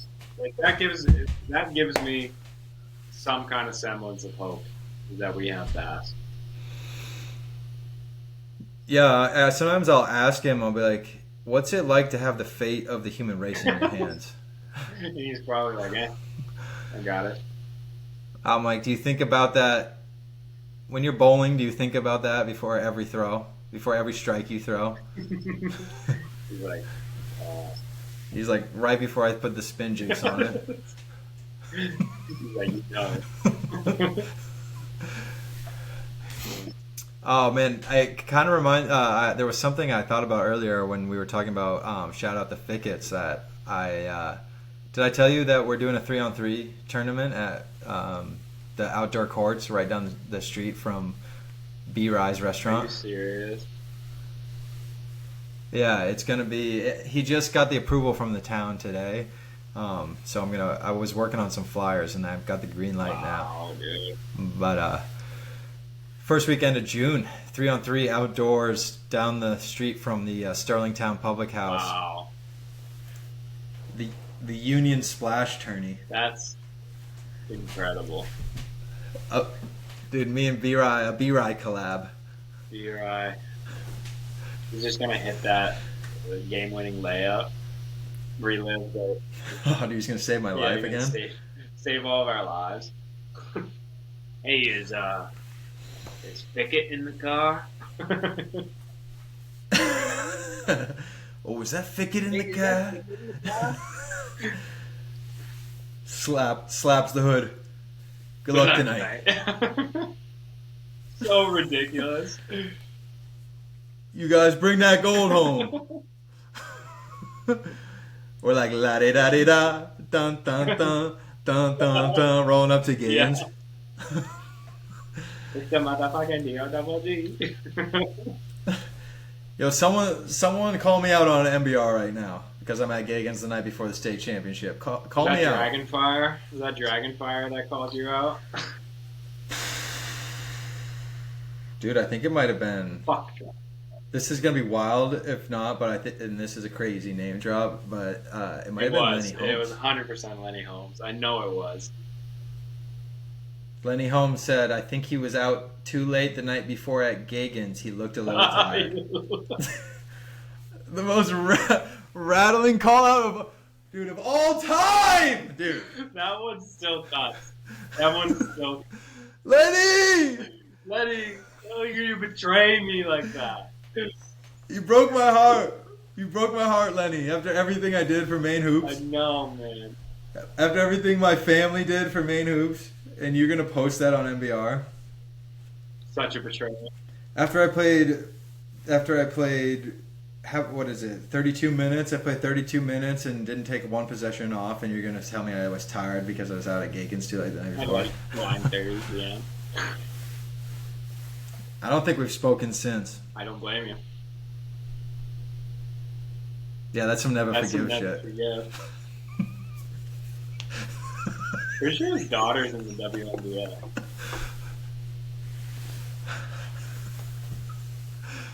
I let you down, Lenny. I'm sorry. I forgive you. Forgive me. I let my whole town down.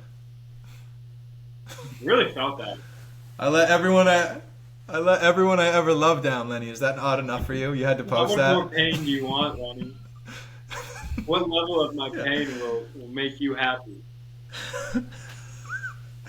Dude, 12 years later, I'm talking about a shadow that consumes my soul when I step out on. You know where that came from, Lenny? That came from that comment. What is my crime, Lenny? You know the permanent damage you've done? Is it worth it? Irreversible. These scars don't heal. Literally a decade later. A decade later, does a true scar on your soul ever really heal, Lenny? You tell me. You get back to me. Is this a comedy podcast? Maybe ultimately. You know.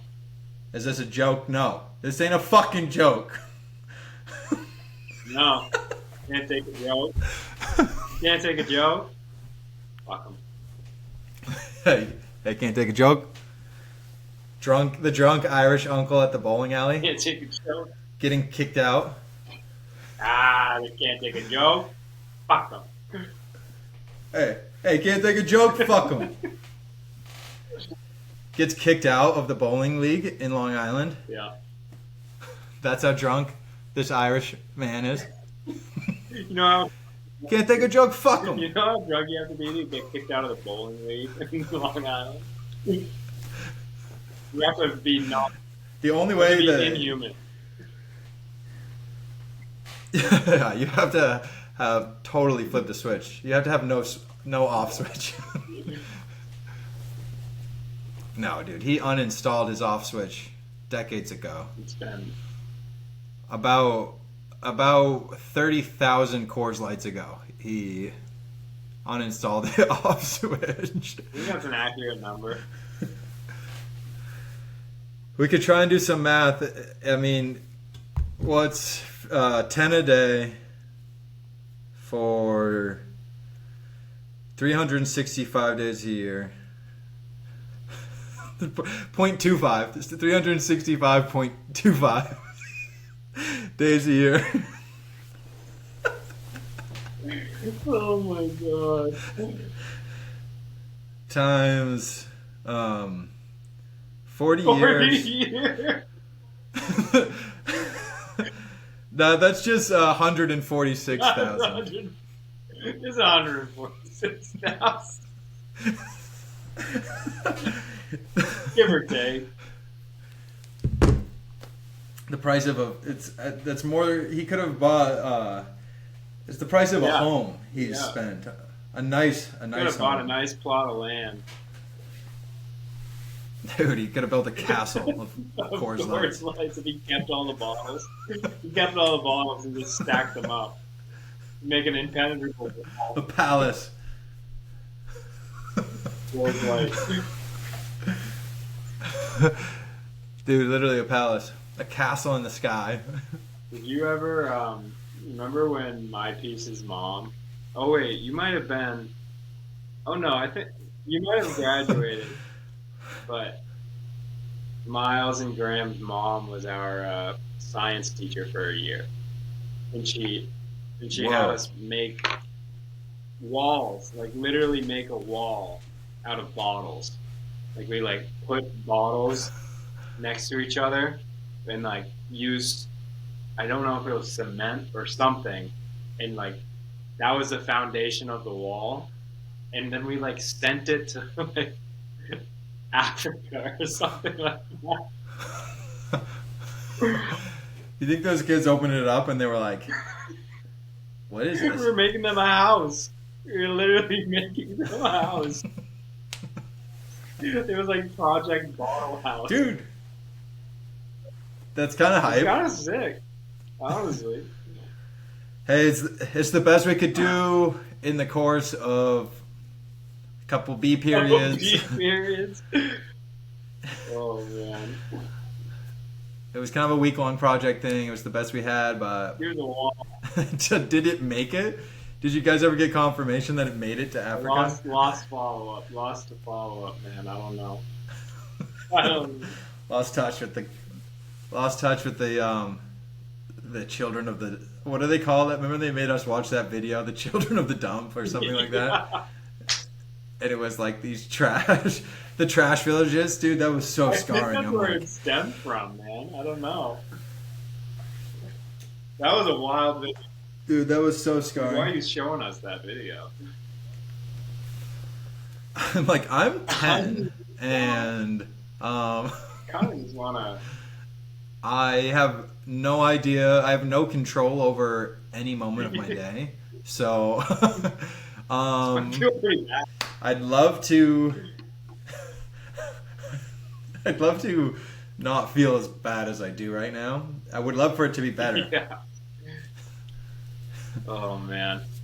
Oh man, dude. And then you grow up and you're just you're just throwing everything away all the time. Trash. And I'm just decades into trash. Just every week, just more trash, more trash. I'm this is. I can't say it doesn't grind on you a little bit. You're slowly killing the planet with all your trash. I'm man, every week I'm just that village. I don't think that village got any smaller. Is what I'm saying. Yeah, maybe it's a city now.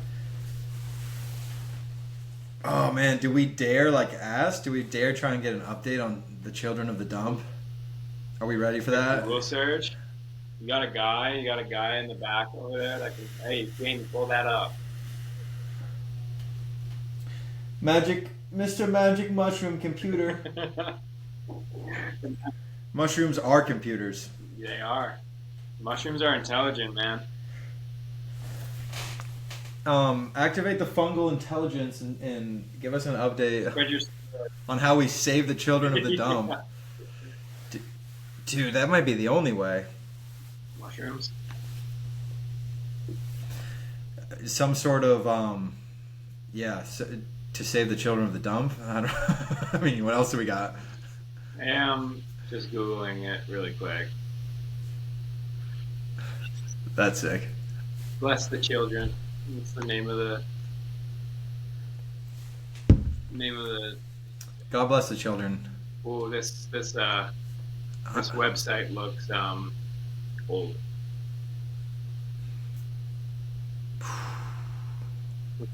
They got an old site. Make a donation.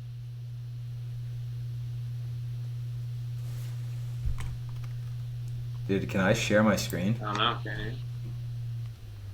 I think you can share.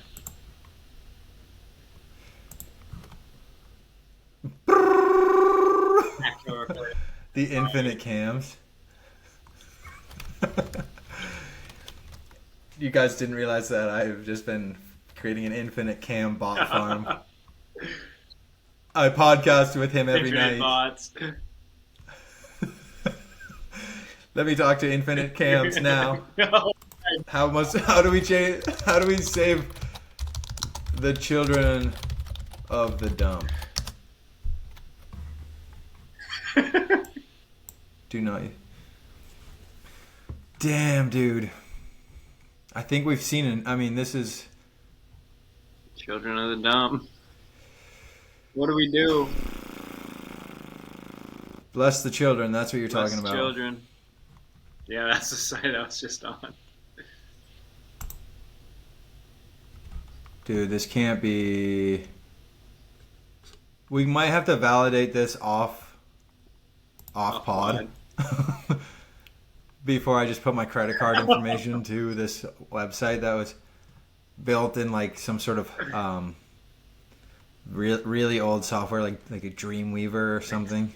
I was gonna say SketchUp, but 2025 SketchUp. This is built with an AppleWorks. Yeah, but I don't know how we save the children, but whoa. Tap into that. We could start with trying to clean up local. Let's do it, man.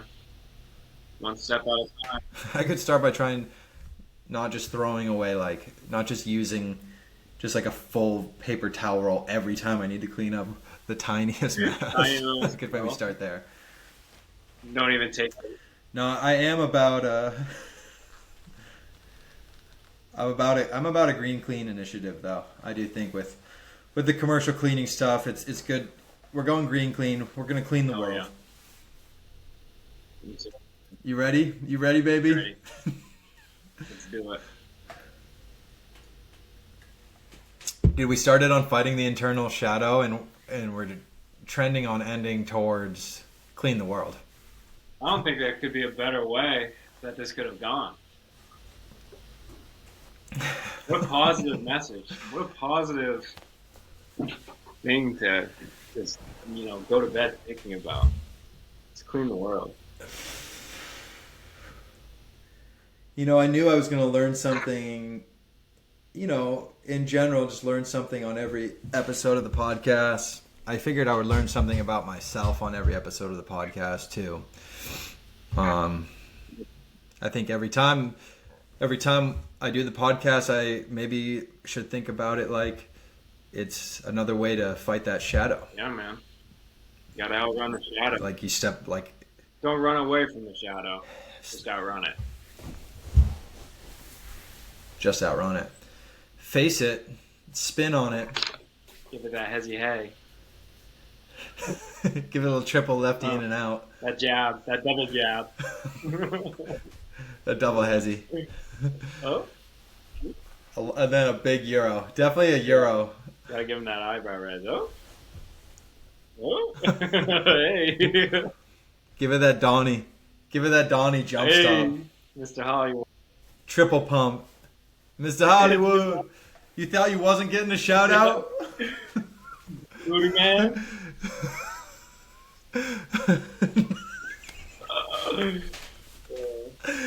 He made it. My boy made it. It's my boy. Dude, shout out B2 Extra. You know who blew up was B2 Extra. Who was B2 Extra? Dude. I'm sorry, I don't know. Think about 310 Legends rapper. Think about the 310 rapper, the legend. My boy B2 B2 Extra. Have you seen that he blew up? Blew up? Dude, you haven't seen I it? gotta check that out. B2 Extra. Yeah. I'm making a note. Some of his music, dude, some of his music videos have been like, you can leave with nothing but the feeling that he blew up. Is That it he like made it. B? It's Is it actually like pretty sick. The number 2 extra? Yeah. Yeah, and it might just be an X. Extra.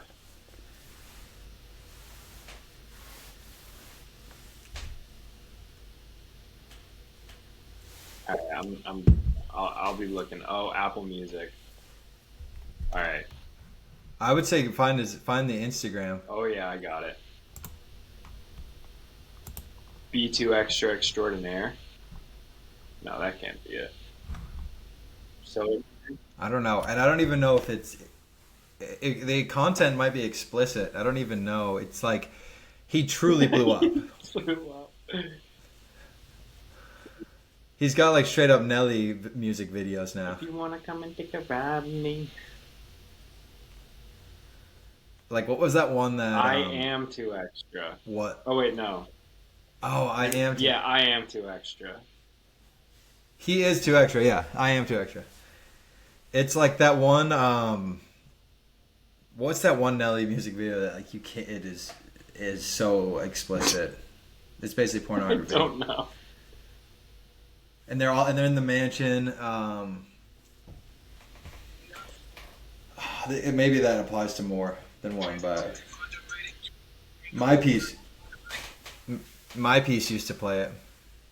Of course he did. I think my piece would be like, we need to watch it. He's like, please, can we watch it? Please. Please. I'm like, you want to watch it with me here? Right now. Put it on. Tip drill. That is not the name of that song. Tip drill? Yeah, it's obscene. It's an obscene music Shout out video, my dude. piece and his tip drill.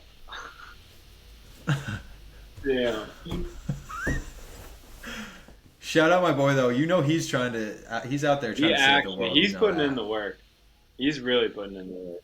Yeah, he's thinking the thoughts Yeah. that need to be thought. Thunk. He'd be a good podcast. Whoa, dude. Yeah. Get peace on the podcast. That's essential. Yeah, that'd be a good one.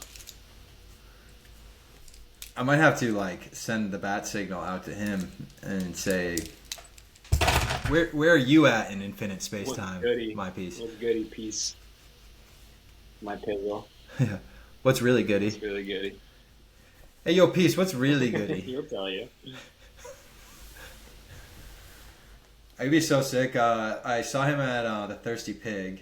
Yeah. It was the last time I saw him. I think I was there too. And he had long hair, and he was like, "I love you, man." Yeah. I think wasn't that you guys were playing, right? Yeah. The Cukes. It was a Cuke show. Dude, that was years ago. Hectic night, but I remember like Peace and I grabbing each other, and he's like, "I love you, man. Like it's so sick to see you." And I'm like, "Dude, it is such a core, sick, amazing feeling to just be looking at you." Yeah, he gives you that feeling for sure. That was before I moved to Canada, and he was like, "Whoa, yeah. You just played soccer for a summer in Canada. You just played semi-pro soccer in Canada for a summer." Yeah, but he did the same thing to me. Edmonton? He's like, "I'm so happy for you." I was like, "Damn, man." Yeah. Let's go. He's like, "This is making me radiate pure love and I joy." think that's kind of his shtick these days. Love and joy. Yeah, I think he had the right idea because, I mean, obviously that interaction stuck with both of us through time. Yeah. If I could go back, I would have just been even more adamant. I was adamant at the time, but I would just be even more adamant. I'm like, "I love you so fucking much, Peace." This is such an amazing, beautiful moment just looking at you right now. I will remember this. I'll cherish and treasure this for the rest of my life. Yeah. That might have been what we said. Yeah, it could have been. It could have been. I don't know. So we'll get him on It's the a cast. little fuzzy looking back on nights like that. Yeah. Anytime you're playing saxophone at the Thirsty Pig and doing a full musical rendition with the Cubes, it's and you've accomplished all the abstract reasoning that you would need to for her lifetime in that moment. You gotta capture that moment and put it in a bottle.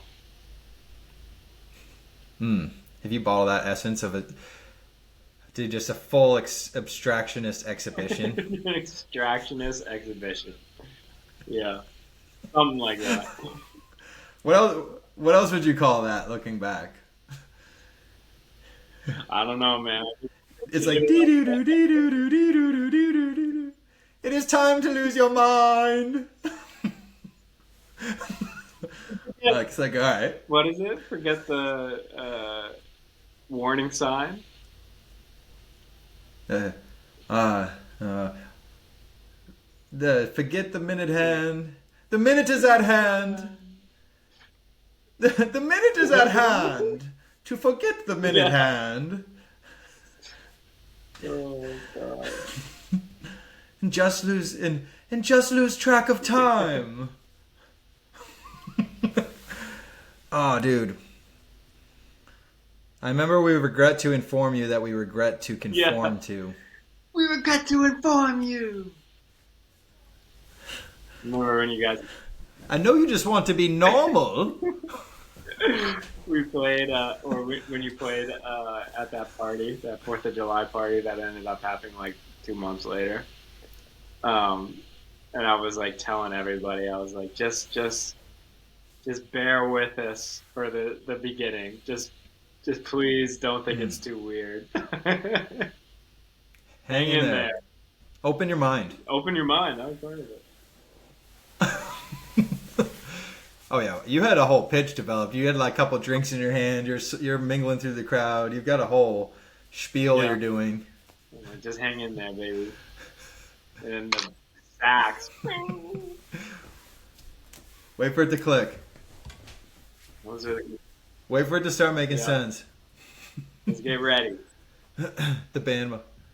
You're like, I'm just the band model, though. What do I know? Hey, what do I know? I'm just the face. I don't know. And be like into the microphone and be like, "Where's the band model? Where's the band model with the drinks? We need a band model with some drinks here, stat." Get it to stat. Band model / security.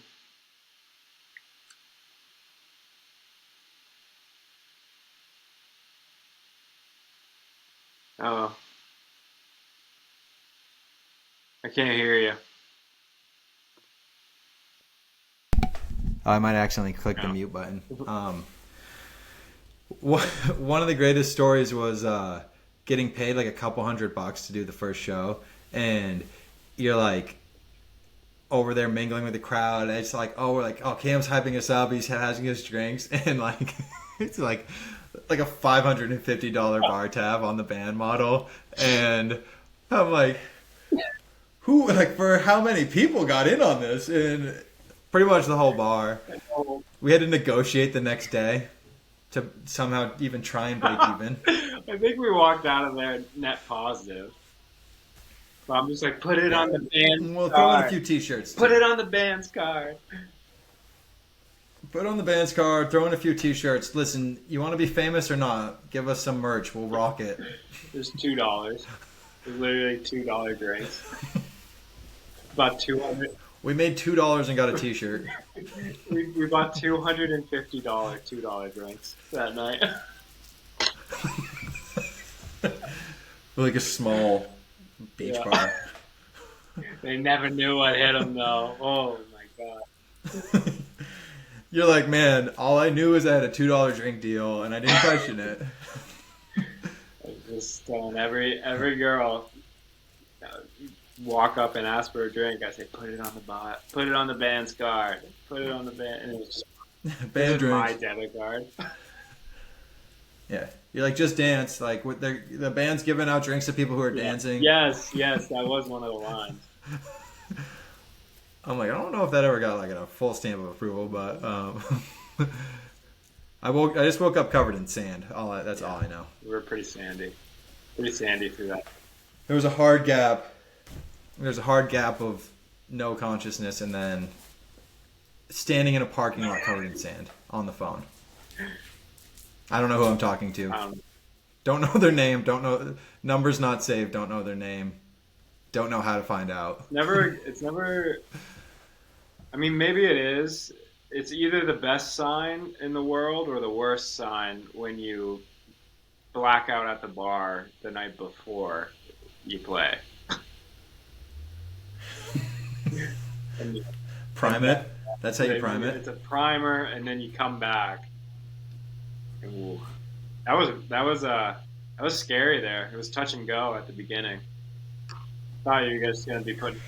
All right, the show's somewhere in the Yeah. middle of a total blackout on both sides at the same bar. Talk about stream of consciousness. It's like stream of time. You know, it was like two full days that all just meshed together. With Dude, that's interval consciousness, I should say. weeks, months became one day, one moment, Lost, and that's what happens.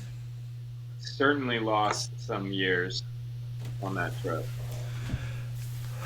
Dude, lost years off our mental lifetimes, like how long our psyches will be able to handle existing. Yeah. Like I might not die, but like I'm definitely gonna get like dementia or Alzheimer's sooner or something because of that. Night. It certainly changed the chemistry. The chem's off. Yeah. There's a different neural pathway. Yeah. It was made and destroyed a million times. Built myself up, recreated myself, destroyed myself. Infinite. So many times in one night. Still there. Dude, it's crazy to look back and have a whole span of time become just a moment, or just like feel like, you know, added to the catalog of moments that just feel like a different lifetime. Yeah. Just pictures. You They're like just pictures. Little slideshow. Pictures of you. Pictures of me. All upon your wall. For the world. I put your picture away. Whoa. Sat down and cried today. Dude. I can't look at you while I'm lying next to her. Dude, just take me back to a nice country bar and let's just sing the night away. Man. Got to. No, I mean, life after the game and like thinking about the nights that the shadow took over. That's a big part about what the cast is about, the soda crayon lifestyle. Yeah. Making it through It's funny. Just making it through and kind of maybe putting a better version of yourself together every day, not just some of the time or most of the time, but kind of even being able to like just have enough energy to do all the things you want to do in the day, and you know, get a little less obsessed with finding that shadow and like diving into that total shadow abyss. Yeah. Stop thinking about the shadow so much. Yeah, I really wasn't that much until we started reminiscing, and I guess that's kind of what we were saying at the beginning, though. It's like it was only the reflection right after the time that it felt painful and difficult and dark, and it just had a painful tint on everything. But as you reflect longer in time, I think it's all.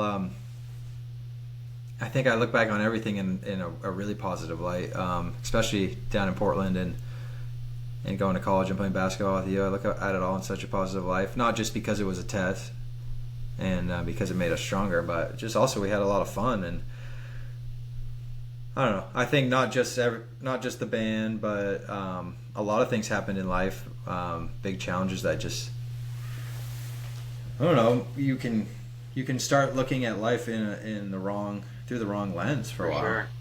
I don't think I'd do anything differently, because if you did, then I mean, all of it culminated to getting to this point.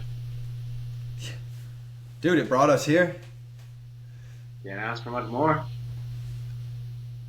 And I feel pretty primed and ready to go for the future and for each day that's coming, and kind of excited to take on more challenges and live in that space that we were talking about, that you were kind of illustrating, talking about your grind at the hospital. That's just like you're living right on that cusp of, it feels like life is just asking way too much of you, but you don't want to shy away from it. You're like right below that point, and you're not so far that you feel like you're unproductive, and you're kind of just in that zone where you're ready for whatever life throws at you next.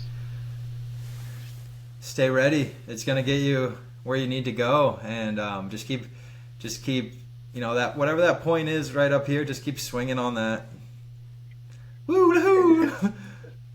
Woo-hoo! Grab that next vine. Woo-hoo! Just keep lanky konging. Just keep lanky konging through it all. Lanky Kong and Tiny Kong.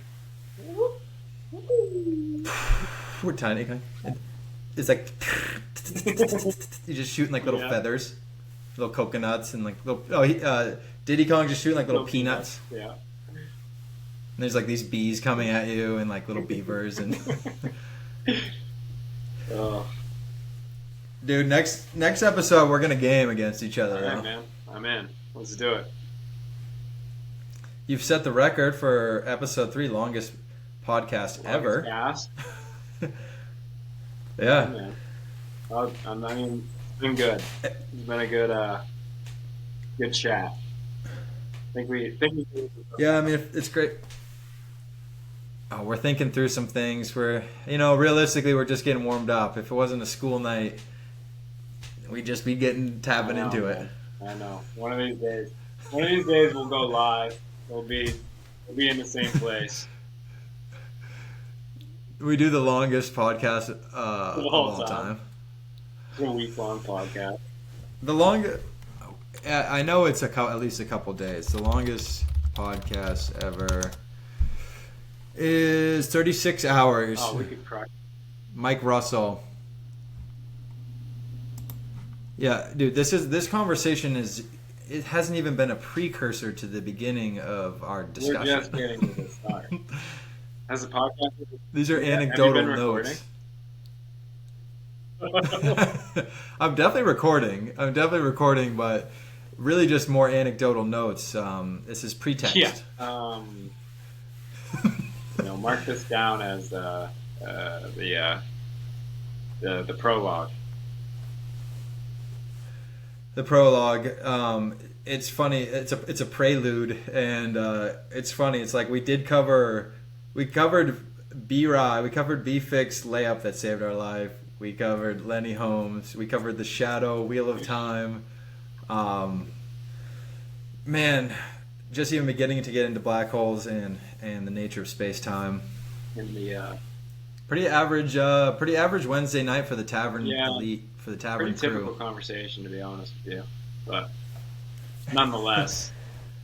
I really appreciate it. I hope I can see you at the. I don't know what level of possibility it's the first weekend of June. So I think that's Saturday, June 7th. I don't know what level of possibility making it to the 3-on-3 tournament is. I'm trying to get Bass to do the play-by-play. Sponsored by 3PC and Sterlingtown Public House, and all proceeds going to the Tessa Lee Foundation. Wow.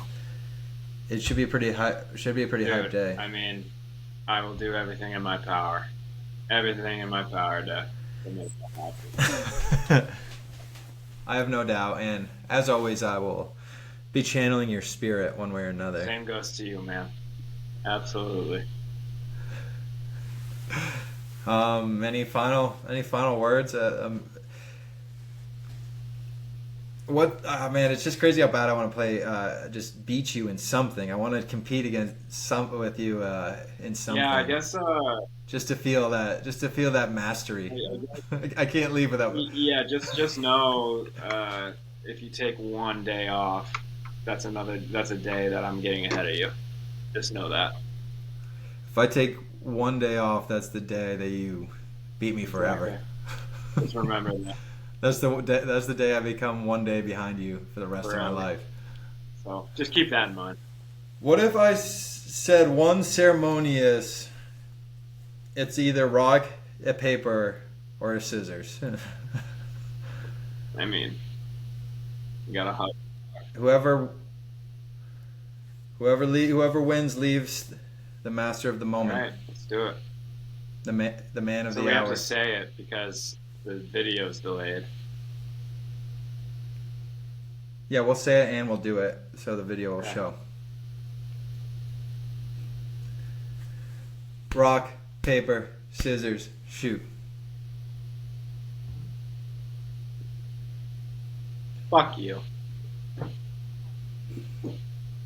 That's hard.